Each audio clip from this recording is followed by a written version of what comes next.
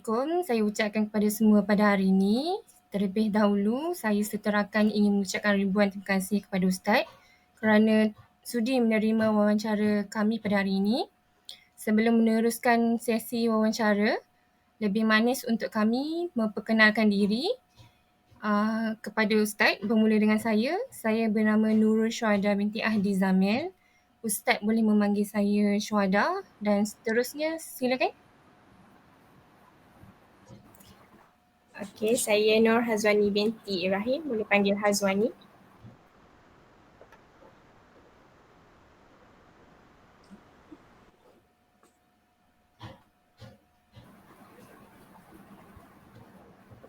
Okey, nama saya Nur Hazwani binti Ibrahim, boleh panggil Hazwani. Seterusnya,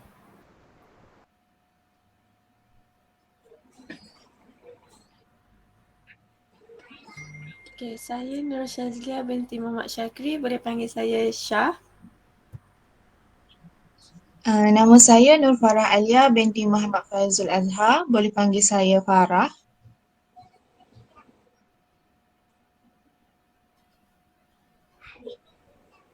Dan saya Rafida binti Harun, boleh panggil saya Fida. Okey, kami merupakan pelajar Universiti Politek Malaysia Kuala Lumpur dalam jurusan Pendidikan Awal Kanak-kanak dan kami pada hari ini mengadakan sesi wawancara bersama Ustaz bagi melengkapkan tugasan yang diberikan dalam subjek pengajian Islam. Tajuk bagi wawancara kami ialah Kelahiran Anak Tak Sah Taraf, Punca dan Kesan Menurut Persepsi Islam. Itu adalah tajuk wawancara yang akan kita bahas bersama pada hari ini. Untuk pengetahuan Ustaz, sesi wawancara ini direkod sebagai bahan bukti dan rujukan bagi menyiapkan tugasan kami. Sebelum kita mulakan wawancara kita pada hari ini, kita ingin mengenali dengan responden kita pada hari ini. Saya meminta izin Ustaz untuk memperkenalkan diri. Dipersilakan Ustaz. Bismillahirrahmanirrahim. Assalamualaikum warahmatullahi wabarakatuh. Nama saya Muhammad Basri bin Muhammad. Sekarang ni bertugas sebagai guru lah, model di Sekolah Rendah Islam Darul Furqan Besut, Terengganu. Dan tinggal di Besut lah, jiran dengan Hazwani lah. Okey, itu saja tak? Ke apa lagi? Ada lagi Ustaz? Nak perkenalkan? Ada lagi? Tak ada. Ke apa lagi? Nak tahu apa lagi? latar belakang pendidikan Ustaz. Pendidikan, okey. Saya lepasan International University of Africa, Sudan, dalam jurusan pengajian Islam, kuliah pendidikan pengajian Islam tahun 2001.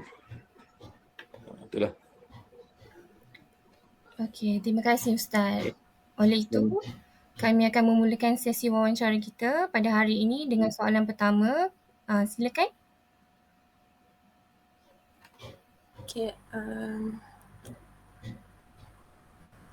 saya akan memulakan dengan soalan pertama. Okay, mula-mula di Malaysia ni, isu anak tidak sah taraf sudah menjadi isu terbesar yang sangat membimbangkan lah masyarakat hari ini.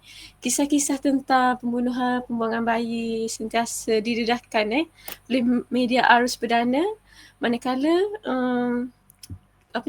wanita hamil wanita ni ditempatkan di pusat-pusat pemulihan semakin meningkat dari semasa ke semasa. Kebanyakan mereka ni terdiri daripada orang Melayu beragama Islam. Kelahiran anak tidak sah taraf ni dalam negara kita semakin bertambah dari semasa ke semasa. Okey, soalan saya, mengapakah kadar kelahiran anak tidak sah taraf ni atau faktor yang menjadikan semakin meningkatnya kes ini setiap tahun? Itu soalan saya Ustaz. Terima kasih. Soalan ialah, kalau kita dengar isu ni memang makin hari makin meningkatlah. Baru-baru ni pun depan sekolah saya pun ada orang buang bayi baru dalam 2 minggu lepas kalau tak silap. Jadi kadar yang anak luar nikah ni, anak tak sah taraf ini semakin meningkat dan semakin membimbangkan. Di antara faktor yang kita tengok yang utama lah agama lah. Agama sekarang ni kita tengok dikesampingkan. Maknanya ambil agama ni ketika perlu sahaja. Jadi khususnya hal-hal yang berkaitan fardu ain tidak diperkasakan pada setiap individu lah. Sedangkan soal pendidikan ataupun soal kelahiran anak luar nikah ini berpuncanya daripada ceteknya agama, tinggalnya agama dalam masyarakat kita, khususnya dua ibu bapa lah. Sebabnya dalam pendidikan ini dua ibu bapa lah yang lebih utama. Dalam Islam pun bermula untuk pendidikan awal kanak-kanak ni, pendidikan anak-anak ni bermula daripada rumah tangga. Apabila rumah tangga, keluarga tidak dibina dengan asas agama, maka akan lahirlah generasi-generasi yang buta agama. Hari ini kita berdepan dengan masyarakat Islam, orang Islam yang jahil agama dia sendiri. Islam pada nama sahaja. Kalau kita tanya soal-soal yang berkaitan dengan agama fardu ain, memang gagal lah. Di segi teknologi, di segi isu semasa, memang hebat semua. Tapi dalam soal agama ini, khususnya di peringkat fardu ain lah, dan juga ianya juga di pihak kerajaan sendirilah tidak menyekatkan, tidak menghakkan soal pergaulan bebas, khususnya inilah pelajar-pelajar universiti. Kalau kita tengok dari segi pergaulan mereka agak bebas, tidak dihakkan. Sedangkan dalam agama pergaulan itu sangat diambil berat lah, ikhtilat diharamkan. Kalau kita tengok di universiti sendiri, benda ni dah jadi biasa. Kalau kumpulan ulang kaji dan sebagainya, ada lelaki perempuan, situ pun dah satu kesan lah. Daripada situ pun mungkin boleh mendorong kepada perkara-perkara yang tidak diingini. Tambahan pula kita hari ini teknologi yang begitu canggih, yang begitu ke depan. Sedangkan masyarakat kita Islam ni, pahaman Islam dia terkebelakang. Dia tak sempat nak kejar dengan teknologi. Jadi apabila teknologi ke depan, agama terkebelakang, maka dia akan menggunakan teknologi mengikut hawa nafsu, tidak mengikut kehendak agama. Teknologi sebenarnya tidak salah.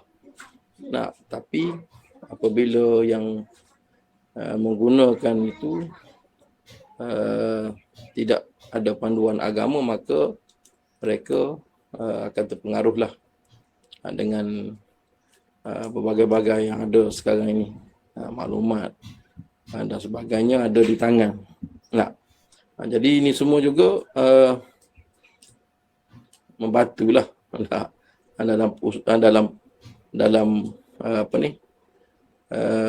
perkara yang sedang dibincangkan. Dan juga kadang-kadang istilah yang digunakan juga tidak menakutkan. Contohnya digunakan anak tidak sah taraf. Jadi orang tak rasa, bagi orang dengar tak rasa. Kalau digunakan istilah anak luar nikah, anak zina, jadi dia akan memberi kesan juga kepada orang yang mendengar. Jadi sekarang ni istilah-istilah juga memainkan peranan, sebab kita terpengaruh dengan budaya-budaya hak asasi. Macam pusat dadah sekarang ni dia guna dengan nama puspen. Jadi orang tak rasa takut, tak rasa tak rasa gerung lah. Keluar mana? Keluar daripada postpen. Dia tidak rasa malu, tak rasa apa. Dan orang dengar pun relax. Dia sama juga dengan apa ni istilah yang digunakan hari ini. Jadi dia juga memberi kesan lah kepada masyarakat. Dia tidak rasa takut, tak rasa bimbang, tak rasa malu.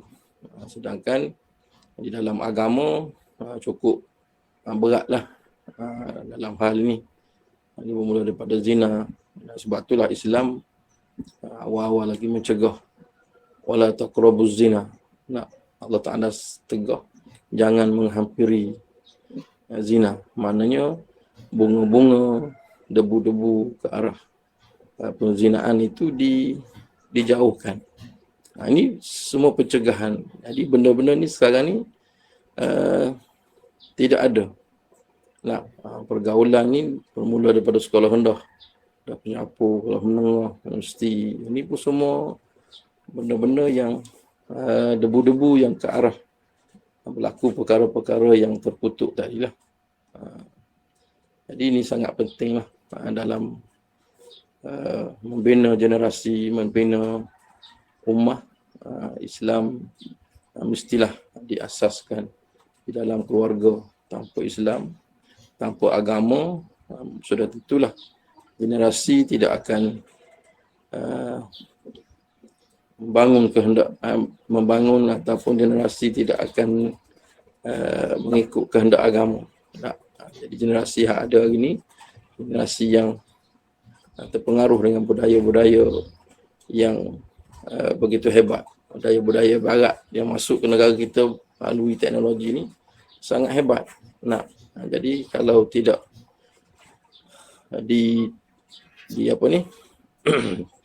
ditapis ataupun dikuatkan agama dalam diri, fardu-ain dalam diri seseorang, maka akan terpengaruhlah dengan perkara-perkara. Sebab perkara-perkara yang dibawa oleh barat ni semua bersesuaian dengan nafsu kita. Semua orang nak nafsu, semua nak. Tapi yang menghalang kita agama lah. Nak benda ni tapi agama kata tak boleh. Fahaman kita tak boleh berdosa. Kita ada neraka, kita ada syurga, ada balasan baik, ada syurga. Jadi inilah yang menghalang. Kalau tak ada benda ni, kita akan terpengaruh dengan nafsu, syahwat kita yang kita akan mendorong ke arah perkara-perkara yang dilarang. Dan hasilnya, kita dapat lihat hari ni, kelahiran anak luar nikah ni makin bertambah.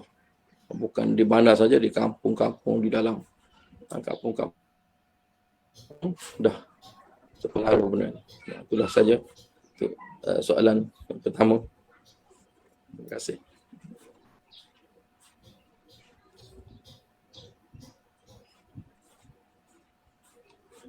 Terima kasih Ustaz. Okey, baiklah, saya akan teruskan dengan soalan yang seterusnya. Umum mengetahui bahawa perkembangan teknologi pada masa kini kian membimbangkan sehingga mengubah cara hidup segelintir masyarakat. Pelbagai permasalahan sosial yang dicetuskan oleh masyarakat semakin meningkat tanpa menemui titik noktah. Persoalannya, adakah pengaruh perkembangan teknologi semasa ini mendorong kepada berlakunya peningkatan kelahiran anak tak setara? Boleh Ustaz jelaskan? Okay, terima kasih. Memang ada pengaruh daripada teknologi yang ada sekarang ini. Sebab teknologi dia berniaga. Dia akan buat sesuatu yang kita ataupun dia carilah jalan untuk nak majukan perniagaan dia. Contohnya teknologi media sosial sekarang ini. Jadi anak muda minat ke mana? Jadi dia akan tariklah anak-anak muda ke arah yang mendorong ke anak-anak muda ni. Dan semua ni dia mengikut, dia cari jalan apa yang nafsu kita suka lah. Teknologi ni. Maka di sinilah pentingnya agama. pengetahuan agama. Agama lah yang akan menghadkan, menyekat. Contoh makan. Semua kita kalau boleh semua nak makan. Nak makan pun kita dah gagal. Kadang-kadang sekarang ni soal makanan. Nak mari makanan yang viral kita nak cuba nak test. Kita tak tanya dah, tak check dah soal halal haram. Sedangkan kita dalam agama ada halal haram. Nak makan. Boleh makan tapi Islam menghadkan. Ya ayyuhallazina amanu kulu minat thayyibati ma razaqnakum. Hai orang beriman, makan apa yang baik yang direzekikan pada kamu. Mana boleh makan tapi hak baik, hak halal. Jadi dunia hari ni viral macam-macam, kita tengok seronok orang je viral pula makan seronok. Begitulah dalam hal teknologi ni. Nah, perkembangan teknologi ni kalau tidak dipandu oleh fahaman agama, maka memang kita akan terpengaruh. Bukan remaja saja, orang tua pun hari ni mana yang rosak dengan teknologi ni. Nah, duduk tidur saja-saja, pegang telefon sampai taruk malam. Bukan remaja saja, remaja lagi lah. Nah, jadi benda-benda ni lah kalau tidak didorong ataupun tidak dipandu oleh agama, maka teknologi akan mempengaruhi kita. Dan memang benar jugalah perkembangan teknologi ini mendorong kepada peningkatan apa yang disebutkan tadi. Sekadar tu. Wallahu a'lam.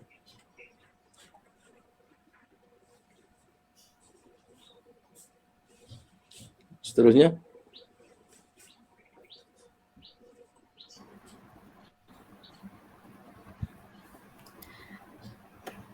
Tak dengar. Okey, baiklah Ustaz. Dengar tak Ustaz? Okey.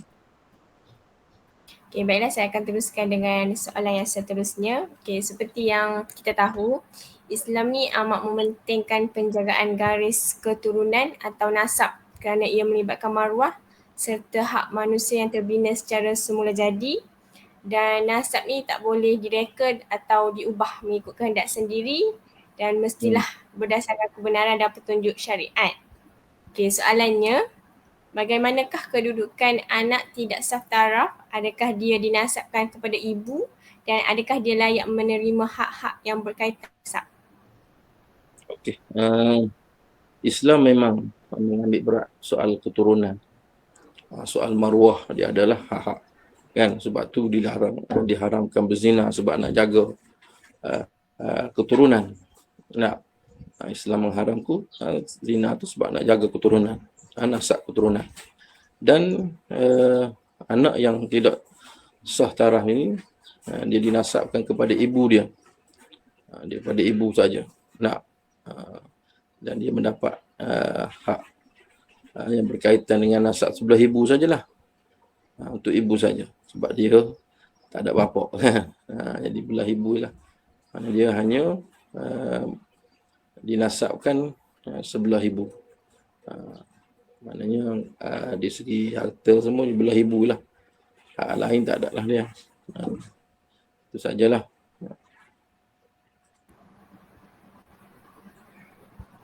Okey, terima kasih Ustaz atas pencerahan tersebut.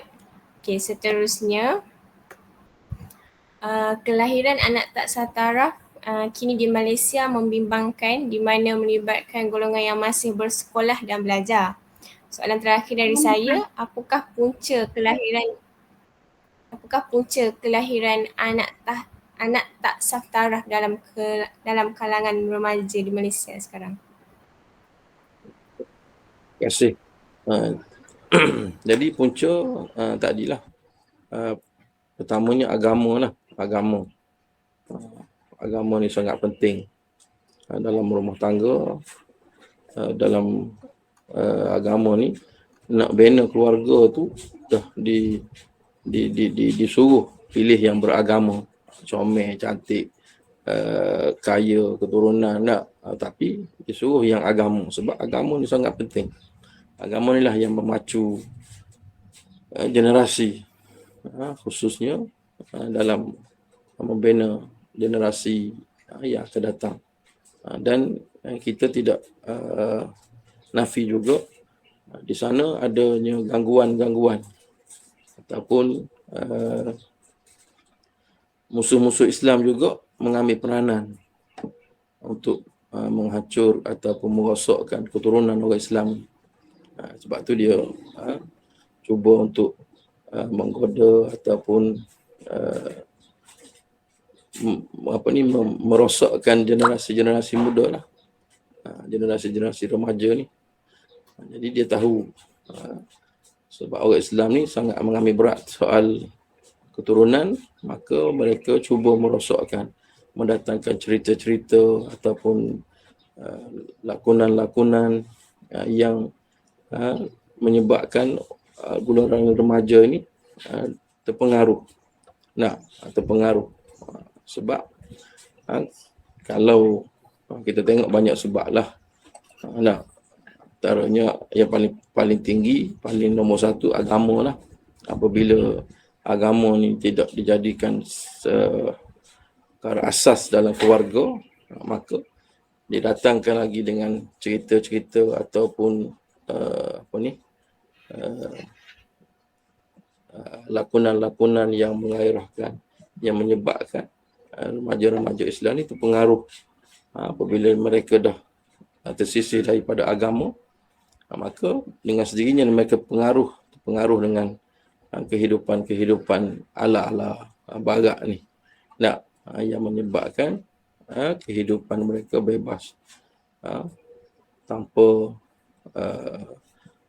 ada halangan-halangan, sedangkan Islam melarang pergaulan di antara lelaki dan perempuan. Dan kalau kita tengok dalam Islam, adik-beradik dalam rumah pun dibezakan tempat tinggal. Dibezakan tempat tinggal. Tu adik-beradik. Jantina kena asingkan tempat tidur dalam rumah sendiri. Itu adik-beradik. Apatah lagi apabila bukan adik-beradik. Lagilah. Lagilah. Jadi benda-benda ni kena sangat penting lah. Dari segi pemakaiannya, dari segi banyak benda. Pemakaian juga terpengaruh. Khususnya perempuan. Perempuan ni keseluruhan tubuh dia aurat sebenarnya. Semua sekali aurat. Jadi kalaulah pakaian dia juga menarik perhatian golongan remaja lelaki, inilah juga yang akan mendorong kepada kelahiran anak yang tidak sah. Jadi faktor-faktor tu sangat banyak lah. Banyak. Apabila agama ditinggalkan, jadi dah mari faktor-faktor lain yang akan merosakkan remaja hari ini. Itulah daripada saya. Okey, terima kasih Ustaz. Okey, seterusnya saya serahkan kepada rakan saya untuk bertanyakan soalan.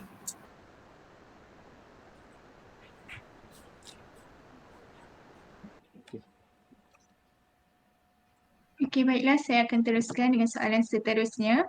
Dalam era ini, peranan ibu bapa dalam pembentukan sasiah dan akhlak anak mampu menjadi benteng kepada masalah sosial yang tidak terkawan. Penekanan tentang tanggungjawab tersebut kadang-kala diabaikan asbab daripada masalah kemerosotan ekonomi yang berlaku sehingga mereka tiada waktu untuk menerapkan didikan yang sepatutnya kepada anak-anak.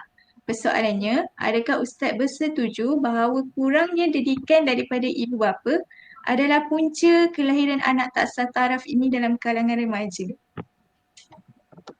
Ya, memang saya bersetujulah. Pendidikan agama antara punca dan faktor utama lah. Sebab orang Islam ni apa dia tinggal agama, dia akan rosak. Dia akan rosak. Sebab diri kita ni apabila kita tinggal agama, yang akan memandu diri kita ialah nafsu. Nafsu dengan syahwat dia. Yang menghalang, yang menyekat nafsu syahwat inilah agama. Kalau dia tak ambil agama, maka dia akan jadi seperti binatang yang Allah Ta'ala sebut dalam Quran. Manusia ni kadang-kadang dia lebih jahat daripada binatang, lebih teruk daripada binatang. Nah, kalau kita kira dia ada akal, dia boleh fikir, tapi akal saja tidak mencukupi tanpa panduan agama. Dia kena dengan agama, kena dengan wahyu. Kalau sekadar akal, dia tak akan boleh jadi baik. Nah, sebab nafsu boleh mempengaruhi akal, syahwat boleh mempengaruhi akal. Dan agama ni sebenarnya bukannya susah. Dia bukan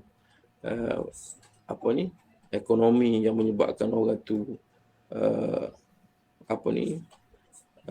ketinggalan agama. Bukan. Nah, sebab agama ni dia tidak memerlukan kos yang sangat besar, yang sangat tinggi. Nah, sebab kalau kita kira tempat mana kita duduk, mesti ada tempat untuk kita. Allah Ta'ala akan hantarkan kita untuk belajar pada ain. Khususnya surah, masjid ni semua free. Cuma kita lah yang perlu meluangkan masa, yang perlu lawan hawa nafsu untuk nak pergi ke surah, ke masjid. Sedangkan ini belajar agama free je. Boleh makan lagi. Lepas mengajar orang jamu kambing bakar lah, orang jamu macam-macam. Tapi benda ni lah yang akan tapi nak lawan nafsu, nak pergi tu. Bukan sebab ekonomi agamanya makin teruk, bukan. Sedangkan kalau kita tengok dengan teknologi dulu dengan hari ni, kenapa orang dulu lebih alim daripada orang hari ni? Orang dulu belajar dengan sekolah lebih kurang, dengan lampu elektrik tak ada aircon, tak ada kipas. Tapi mereka lebih alim. Kita hari ni belajar dengan suasana kelas yang beraircon, teknologi maklumat ada di tangan. Tapi kenapa mereka dulu lebih alim? Jadi bukan soal ekonomi. Soalnya letak pada kita lah, pengaruh. Jadi kalau kita ikut teknologi, ikut ekonomi, orang sekarang ni lebih alim daripada dulu. Orang sekarang ni tak boleh nak alim. Tak ada yang alim baca kitab orang dulu-dulu je. Nak karang kitab hari ni memang tak sempat. Tak ada nak alim. Jadi memang ibu bapa memainkan peranan yang sangat penting. Sebab tu Nabi SAW bersabda, kullu mauludin yuladu alal fitrah fa abawaihi yuhawidani aw yunassirani aw yumajjisani. Maknanya setiap kelahiran tu bersih, comel. Maknanya fitrah, suci. Siapa yang mencorok kehidupan ibu bapa? Ada sebut ibu bapa lah yang akan menjadikan anak dia Yahudi. Ibu bapa lah yang akan menjadikan anak dia Kristian. Ibu bapa lah yang akan menjadikan anak dia penyembah api. Maknanya peranan ibu bapa tu sangat penting dalam mendidik. Sebab itulah dalam Islam, didikan agama ni sangat perlu. Dalam kandungan lagi dah diajar suruh baca surah-surah yang bagus. Lahir saja suruh azan, telinga kanan, qamak telinga kiri. Ini semua ajaran nak kenalkan agama. Tapi kebanyakannya masa lahir je lah dengar agama. Lepas tu dengar dandut lah, dengar lagu, dengar macam-macam. Tak dengar dah agama. Jadi situlah punca-punca yang menyebabkan perkara ini bertambah parah yang berlaku pada hari ini, masyarakat kita hari ini. Okey, wallahu a'lam.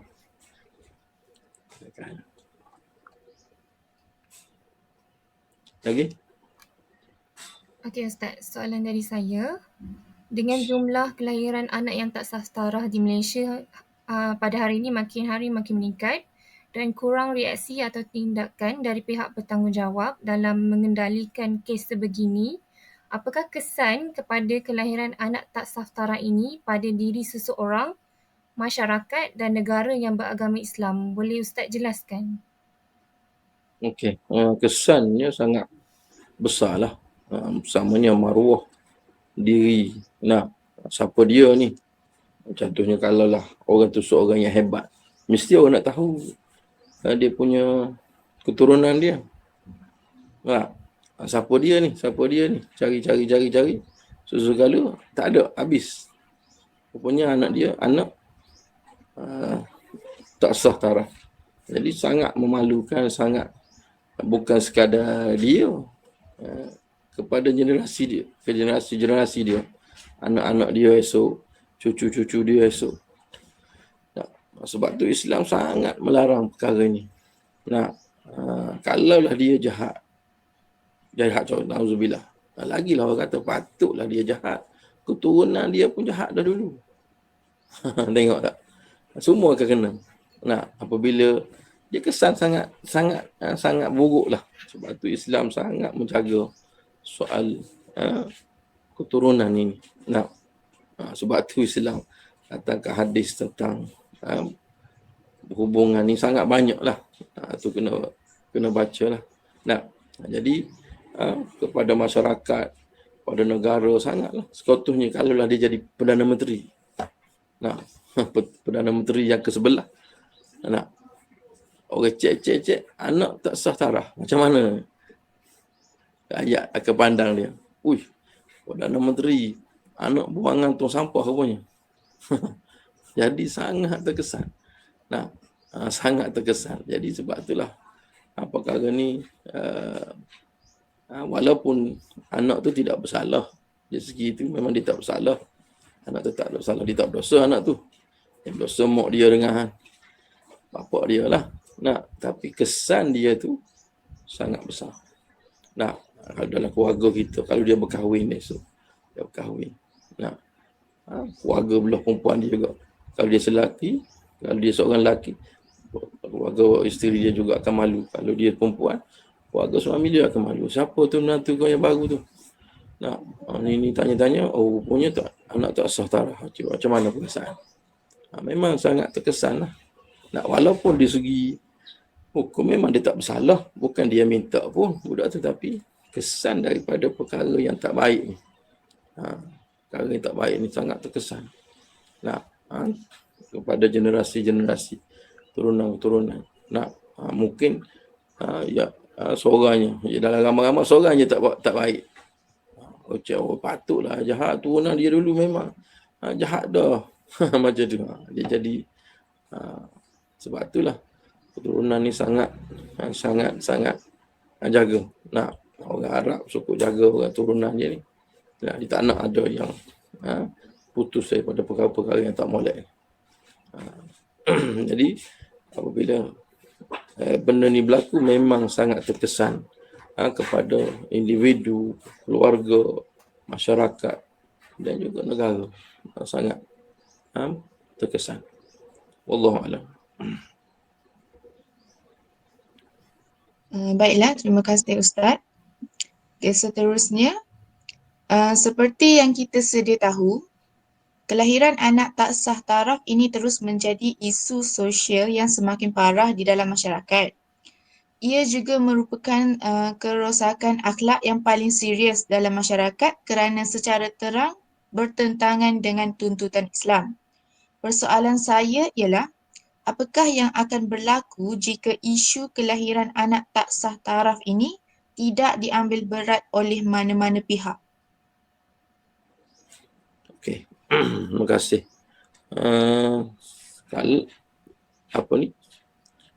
Isu ini isu sangat besar, khususnya pihak yang berkuasa, pihak yang berwajib perlu mengambil tindakan ataupun mengambil peranan yang sangat berat. Ambil tindakan yang sangat berat sebab penguasaan ini sangat penting. Kita contohnya dalam kampung nak larang orang bermain judi, orang buat, susah. Tapi kalau daripada pihak berkuasa serbu ataupun pihak kuasa buat sekatan, senang. Macam RXZ member ni di Kuala Terengganu kan. Apabila pihak berkuasa ambil tindakan, semua. Maknanya pihak berkuasa perlu mengambil peranan yang sangat serius dalam perkara ni. Kalau pihak berkuasa itu memikirkan. Sebab itulah negeri-negeri ataupun apabila pemerintah, ketua negeri itu yang ada fahaman agama, dia akan sekat. Contohnya arak, kelab malam. Nah, ada sekat. Ini tempat yang nafsu kita nak pergi. Kalau ikut nafsu semua nak pergi. Sebab apa tak pergi? Tak pergi harap. Kena sekat lah. Tugas kerajaan kena sekat. Tempat arak, tempat judi, tempat kelab malam, tempat apa-apalah. Nah, jadi ini kena sekat. Ni tugas kerajaan. Menyekat. Kalau tak ambil peranan, tak ambil, tak sekat, tak boleh. Tak akan jalan. Sebab tu dalam Islam, dalam Quran, suruh benda baik, cegah mungkar mesti sekali ada. Ya'muruna bil ma'ruf wa yanhauna 'anil munkar. Dia kena sekali. Suruh buat baik, suruh belajar agama, suruh ikut agama, dan kena cegah benda-benda ni. Kalau tak cegah, dia tak jadi. Nah, sebelah surau ada kelab malam. Surau sebelah, kelab malam sebelah. Agak-agak ramai orang pergi surau, pergi kelab malam. Kalau tak tutup kelab malam, mesti orang pergi kelab malam lagi ramai. Surau tak ramai sebab dia melawan dengan nafsu. Dengan lawan dengan nafsu syahwat kita tak sah. Nah, tapi pihak ni kecenderungan tarikan tu sangat kuat. Nah, jadi peranan pihak berkuasa ni sangat perlu untuk mengatasi perkara-perkara ni. Perlu dihidupkan. Sebab itulah Islam datangnya hukum hudud, ta'zir, qisas, zina semua sekali ni. Nak cegah benda-benda ni lah. Nak cegah benda-benda ni. Orang zina kena rotan. Yang belum kahwin lagi kena rotan. Kena sebat. Yang dah kahwin kena rejam. Nak cegah benda ni lah. Sebab kesan dia sangat teruk. Sebab tu Islam cegah.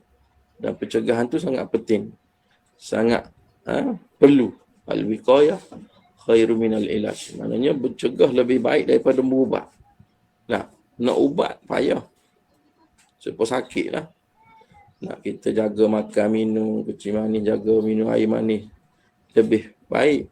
Tapi kalau dah kena kecil manis, baru nak berubat, makan masa lah. Silat-silat tak sempat nak ubat, mati dulu. Sama lah dengan ni. Sebab tu, pihak-pihak yang bertanggungjawab ni sangat perlu mengambil peranan untuk mencegah perkara ini. Kalau tidak, tak berkesan. Sebab tu dalam Islam, pemerintahan tu sangat penting. Kuasa pemerintahan tu sangat penting.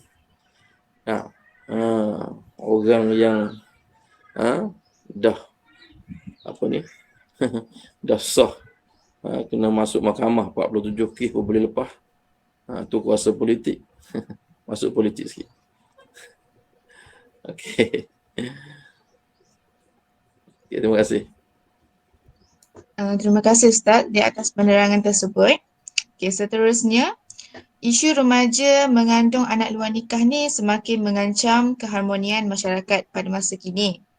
Masalah ini wajarlah menjadi kebimbangan besar kerana kelahiran anak tak sah taraf ni merupakan gambaran kepada kemuncak kritikal masalah sosial. Pada pendapat Ustaz, apakah langkah-langkah untuk mengatasi isu kelahiran anak tak sah taraf? Okey, untuk mengatasi ni, dia memerlukan semua pihak lah. Semua pihak.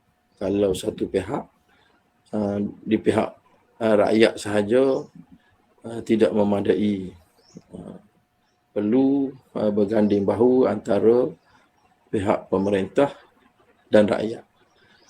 Pemerintah boleh menggunakan media, TV, surat khabar, macam-macam lah untuk menerangkan perkara-perkara ini kepada masyarakat, supaya masyarakat faham betapa bahananya apabila kelahiran anak luar nikah ni, anak tak sah taraf ni sangat memberi kesan. Jadi kalau di pihak rakyat sahaja tidak mencukupi. Tidak berapa terkesan. Kecuali daripada pihak pemerintah, pihak kerajaan. Dengan adanya undang-undang. Maka benda ni sangat memberi kesan kepada rakyat. Dulu Ustaz belajar di Sudan.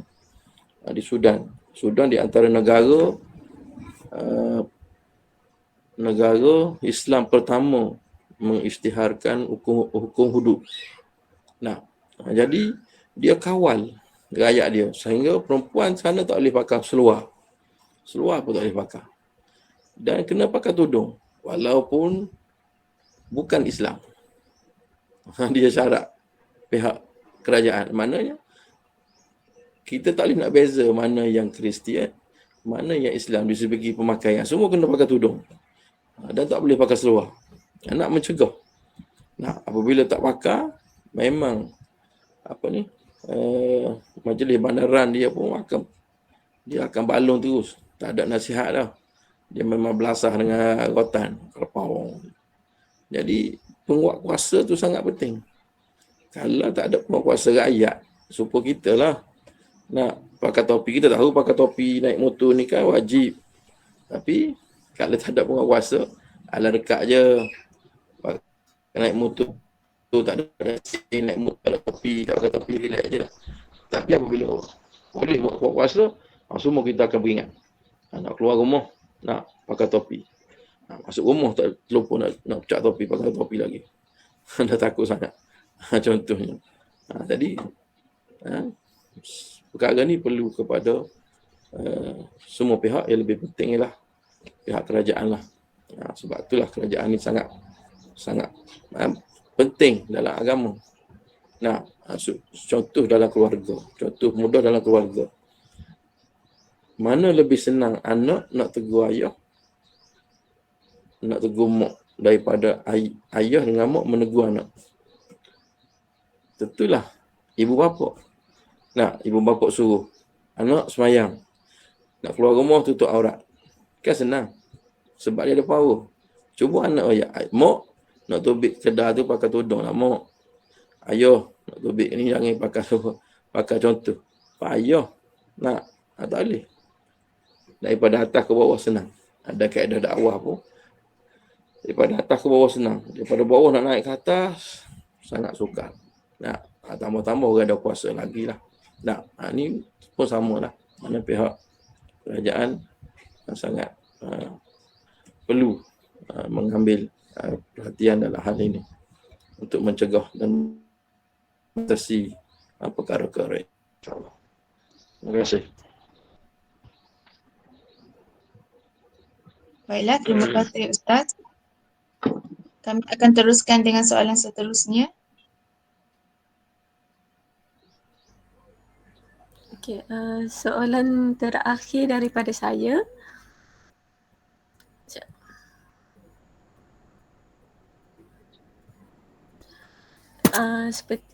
Dengan jumlah anak yang tak sah taraf yang tinggi di Malaysia memberi satu gambaran seolah-olah sistem perundangan Islam yang dilaksanakan kurang memberi impak kepada matlamat mencegah kemungkaran. Tetapi seperti yang kita semua tahu, pelbagai pendekatan dan kaedah pelaksanaan serta penguatkuasaan diperkenalkan oleh pihak berkuasa untuk mengurangi isu kelahiran anak tidak sah taraf, tetapi tidak membuahkan hasil. Apakah tindakan lain daripada pihak berwajib untuk menangani isu kelahiran anak tak sah taraf dalam kalangan remaja? Okey. Undang-undang yang ada sekarang ini tidak membantu, kurang. Sebab dia perlu kepada pemerkasaan undang-undang Islam. Negara kita ni tak sepenuhnya lagi. Tak sepenuhnya lagi dalam penguatkuasaan undang-undang Islam. Sebab tu kalau kita pernah dengar dulu pasal RU 355. Ni sangat penting kalau kita tengok, kita kata macam politik. Sekarang ni undang-undang syariah dia sangat rendah dia punya denda dia tu. Nah, 235 maknanya dia 5,000 3,000 denda dan penjara tidak melebihi 2 tahun. Mana sangat rendah dia punya sangat ringan lah dia punya denda dia tu. Nak dibandingkan kalau kita dera binatang sekarang ni, contohnya pukul anjing ke, pukul kucing ke, kalau tengok ke hak asasi manusia ni, 50,000 kena denda. Penjara berapa tahun. Yang tu lebih teruk, lebih berat daripada undang-undang Islam. Sebab undang-undang Islam kita ada ni bukan sepenuhnya lagi. Maknanya undang-undang yang masih lagi dalam zaman penjajah dulu lagi. Sebab tu kita nak ubah RU 355 supaya hak tu dinaikkan. Nak harga sekarang 2,000 kena denda. Apa nak takut? Nak bayar je lah. Cuba 50,000. Nak macam undang-undang dera binatang. Sebab tu orang tak berani nak dera binatang. Nak tembak anjing liar pun tak berani. Sebab apa? Denda dia teruk. Hak asasi binatang lagi teruk daripada hak Islam. Sepatutnya Islam lah lebih tinggi lagi. Hari ni harga binatang lebih bernilai daripada harga manusia. Nah, kalau kita tengok secara kasarnya macam tu lah. Khianat kepada binatang dia punya denda Allah. Khianat anak dara orang 2,000. Tengok. Nah, mana orang nak takut? Cuba 50,000, 100,000 ataupun hudud 100 sebatan, tak beraninya. Nah, tak beraninya. Sebab tu bunyi nak jalan hudud semua orang pakak marah. Nah, tak jalan lagi, nak buat saja semua orang pakak marah. Sebab tu itulah undang-undang Islam, kesan dalaman tu. Walaupun undang-undang Islam pukul dia bukannya macam sebab orang dalam apa ni yang konvensional ni Islam sebab tu, tapi maruah tu dia pakai ramah orang tengok, nah maka akan terkesan. Itulah. Tapi undang-undang ada sekarang ni memang dengan ada undang-undang hari ni memang tak akan kesan, sangat rendah. sangat dari segi puasa, dari segi dendanya sangat ringan lah nak dibandingkan dengan kes-kes lain. Nah, sebab tu orang tak takut. Sebab kalau ikut undang-undang Islam memang tak berani. Nah, Ustaz duduk Sudan dulu 6 tahun. Kes kecurian bersikal, Ustaz pernah hilang bersikal, jadi kes besar. Jadi kes besar. Satu bala polis dengan SB semua mari cari kes bersikal hilang. Kes besar. Pak kita kalau bersikal hilang pergi report bala polis, polis senyum. Polis kata hilang balik, belilah bersikal baru. Nak orang lain hilang banglo, hilang rumah, hilang apa. Maknanya kesan daripada hukum Islam tu sangat penting. Nah, orang takut gerung apabila istihar. Malaysia di istihar negara Islam dan menjalankan hukum hudud. Memang orang akan takut. Nah, walaupun tak laksana. Macam Sudan, dia negara miskin. Dan negara miskin, Ustaz di sana, dia 20 tahun, 30 tahun ke belakang daripada kita. Memang kalau nak jalan hukum hudud, sangat tak boleh. Dari segi polisnya, syubahnya banyak. Tapi apabila dia istihar, rakyat dia takut. Orang buat keluar duit bank berguni-guni, mana ada setback. Dengung relax. Pak kita ni dengan senapang, dengan apa, dia pun berlaku kecurian. Sebab orang tak takut. Sebab undang-undang manusia ni orang tak serung. Denda lah banyak mana hukum bunuh, dah ada hukum bunuh. Orang tak takut. Sebab undang-undang manusia, undang-undang agama ni, dia memberi kesan dalam hati kita. Nah, mutawak ni, tak semayang, berzina pun dah, kena rejam pun nak bawa. Dia orang akan takut. Kesan dalaman.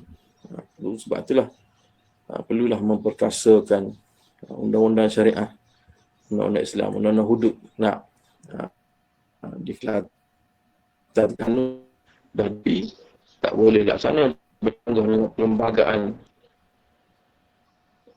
Malaysia. Itu kena tanya orang undang-undang lah. Saya pun tak reti mana. Tapi tak boleh buat lah. Ada sebahagian yang boleh buat, yang boleh buat. Itulah. Wallahualam. Terima kasih Ustaz atas penjelasan. Baiklah Ustaz, kita sudah sampai ke penghujungnya. Sebelum mengakhiri sesi wawancara ini, saya buka soalan lain untuk bertanyakan kepada Ustaz sebelum kita akhiri pada hari ini. Soalan yang terbuku di hati masing-masing mengenai isu ini, jika ada, silakan.